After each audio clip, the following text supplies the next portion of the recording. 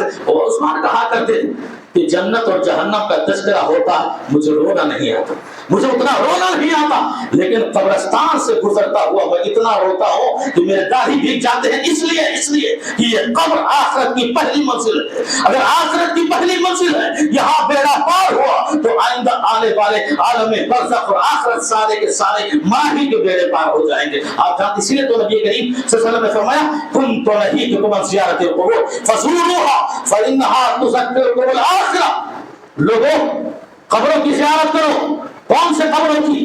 جو پھولوں اور جو گلاب کے کیڑوں اور کلکلے لائٹوں سے سجی ہو، نہیں، وہاں تو ہمیں دنیا کی رونق نہیں آتا ہے۔ کھنڈرات میں جاؤ جہاں پتے اور سنسان ہوائیں چل رہی ہو، اندھیری رات میں چلے جاؤ، واللہ کتنا مضبوط دل والا کیوں نہ ہوگا، قبرستان کے اندر گھسنے کے بعد اسے نہ جانے کیا کیا یاد آئیں گے، اور سوچے گا یہاں کتنے تاجدار ہیں، کتنے سردار ہیں، کتنے بادشاہ ہیں، اور کتنے وزیر ہیں، اور کتنے راجا ہیں، کتنے مہاراجا ہیں، کتنے پرجا ہیں، کتنے پردھان ہیں، اور کتنے امیر ہیں۔ وہ سب یاد کر کے پھر اپنی آخرت کو یاد کرے گا کہ مجھے بھی ایک دن یہی آنا ہے، مجھے بھی ایک دن یہی آنا ہے۔ اسی لیے اللہ کے نبی صلی اللہ علیہ وسلم فرمایا کرتے تھے ایدو یا اخوانی، یہ تیاری کرو اس قبر کی، تیاری کرو اس قبر کی جو آخرت کی پہلی منزل ہے میرے بھائی اور دوست۔ اور ڈرنا کیسے ہے معلوم؟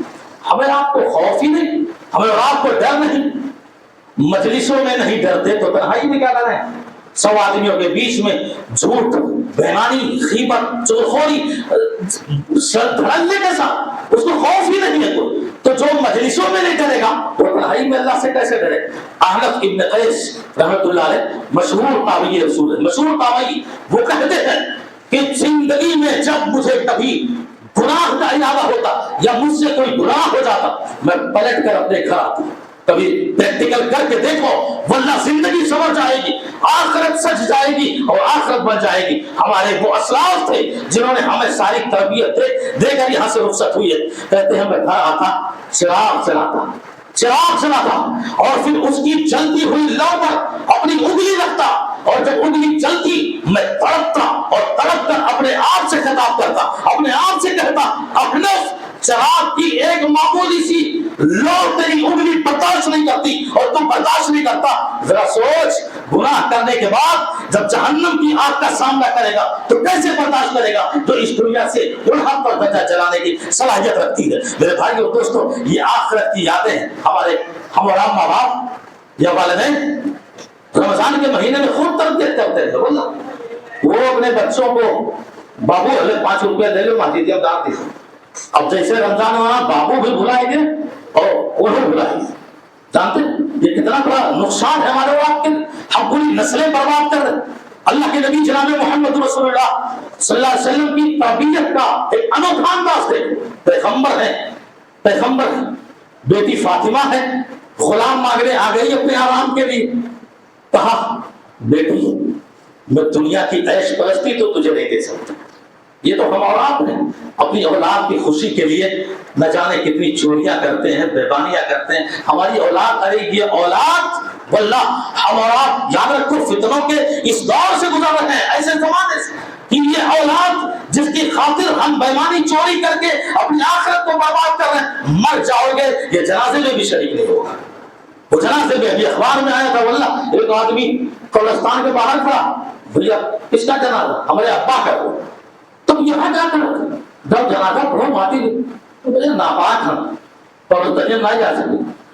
یہ اولاد ہے ہماری، یہ بچے ہیں ہمارے جو زندگی میں ساری زندگی ناپاک ہے، جو مسجدوں کا دروازہ نہیں دیکھ رہے، ہم ان سے خیر کی امید کر سکتے ہیں اور ان کے لیے ہم اپنی آخرت برباد نہ۔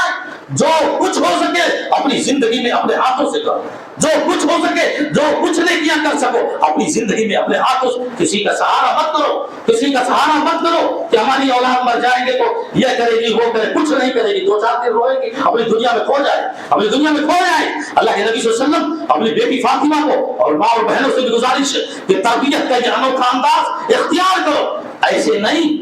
وہ 2 منٹ باقی ہے، ابھی رمضان میں ایک عورت کا فون آیا، مولانا میرے پاس 20 تولہ سونا ہے لیکن نقد روپیہ نہیں کہ زکات دے دوں۔ دیکھو اللہ کا شکر ہے کہ عورت کے اندر زکات دینے کا شوق ہے لیکن مجبوری ہے، پیسے نہیں ہے، کیسے دوں؟ कई सोनार के यहाँ बैठी थी, सोनार के यहाँ ही बैठी थी। कह रही है सोनार हमको 1 लाख रुपया दे रहा है इस शर्त पर कि 2 महीने के बाद हम 5,000 इसको एक्स्ट्रा देंगे और फिर सोना लेता है, थोड़ा सा हिस्सा बेच लो। तो जादू कहता बोल रही है, अरे नहीं मेरे शौहर ने बड़ी मेहनत से कमाया, लालच है, हिर्स है, हम सोना बेच नहीं सकते, गिरवी रखकर सूदी कारोबार कर सकते हैं, पर ये सोना हम बेचकर नगद रुपया नहीं ले सकते ज़कात में। तुझ है ऐसी मोहब्बत, तो ऐसी वो जमाना था गुर्बत का, वो मुफलिसी का, कि नबी का एक ऐलान होता कानों की बालियों की आवाज झोलियों में सुनाई देती। तुम इतनी मोहब्बत करने लगे, इतनी चाहत करने लगे और भूल गए कोरोना वायरस के दौर को। तुम्हारे हाथों के कंगन भी तुम्हारे कोई निकालने को तैयार नहीं था, तुम्हारे गले का हार और सेवा भी निकालने को तैयार नहीं था। ये तुम्हारी आखिरत के लिए कामयाबी का जरिया नहीं। इसीलिए अल्लाह के नबी ने बेटी को गुलाम नहीं दिया कि दुनिया में आराम मिल जाए। कहा मेरी बेटी आखिरत पर निगाह है, कहा अनफिजी नफ्सिक यानी ना फइन ला उनी अंत मिनल्लाहि शैआ। मेरी बेटी फातिमा कहीं इस गलत फहमी में ना हो जाना कि तुम्हारा बाप पैगंबर है, रसूल है, नबी है, आखिरत के मैदान में तुम्हें कुछ काम आ जाएगा, तुम्हें कुछ नेकियां दे देगा। नहीं, तुम्हें भी तुम्हारी कामयाबी, तुम्हारी नेकियां, तुम्हारे आमाल है। और जाओ हर फर्ज नमाज के बाद सुभान अल्लाह, 33 मरतबा अल्हम्दुलिल्लाह, 34 मरतबा अल्लाह अकबर। तो तालीम किस तरह दी जा रही? आखिरत को संवारने के लिए, आखिरत को बनाने के लिए। तो मेरे भाइयों और दोस्तों, मेरी माँ और बहनों, यहाँ जो भी हाजिर हो, ये 60 साल 70 साल जिंदगी ये रफ्तार से गुजरते हुए जमाने में कोई हैसियत नहीं रखती, कोई मकाम नहीं रखता। न जाने सेकंडों में दिल की धड़कनें कब बंद हो जाए और हम नेकियां करने से महरूम हो जाए। और ये खुले सांड की तरह हमारे जो जवान रमजान में अपना जोश और वलवला दिखा रहे थे और यूं दिखा रहे थे कि हम ही हैं जो नमाज को कायम करने वाले हैं, आज वही है जो अपने हाथों से अपनी आखिरत बर्बाद करने वाले हैं। इसलिए जवानों, तुम्हारा खून गर्म है और तुम ताकतवर हो। तुम ये भी नहीं जानते कि जवानी की इबादत अल्लाह को बहुत पसंद है। अर्श इलाही का साया ऐसे खुसूसी नौजवानों को मिलेगा जिन्होंने अपनी जिंदगियां अल्लाह की इबादतों में गुजारी होंगी। इसलिए मेरे भाई, जिन्होंने नमाज छोड़ी है, फर्ज नमाज है, फर्ज नमाजों के बगैर चारा नहीं, उसकी पाबंदी करने की जो है अल्लाह से दुआ करो और कोशिश करो कि फर्ज नमाजें साथ साथ पढ़ें और नफली इबादतों की अल्लाह जो हमें तौफीक दे। अल्लाह से दुआ है कि उन्हें हमें अंजाम देने की तौफीक अता फरमाए। आमीन व आखिर दअवाना अल्हम्दुलिल्लाहि रब्बिल आलमीन। खुद भी आखिर दुआ है इलाही आमीन, पूरी दुनिया में जितने मुसलमान जहां भी मसलूब हैं तो उनकी गरीबी मदद फरमा दे मौला। इलाही आमीन, जो मुसलमान बेरोजगार हैं उनकी रोजियों में तू बरकत अता फरमा दे मौला। इलाही आमीन, जो औलाद हैं उनको नेक औलाद अता फरमा दे मौला। इलाही आमीन, जब तक हम इस दुनिया में जिंदा रहे हमारी सांसें चले, इबादतों पर चले, नेकियों पर चले और हमारी सांसें टूटे इबादतों और नेकियों पर टूटे। व आखिर दअवाना अल्हम्दुलिल्लाहि व लकुम फिल कुरान फअलियकुम बिल आयाति व ज़िक्रिल हकीम इन्नहु तआला जवादुन करीमुन मलिकुन रऊफुर रहीम।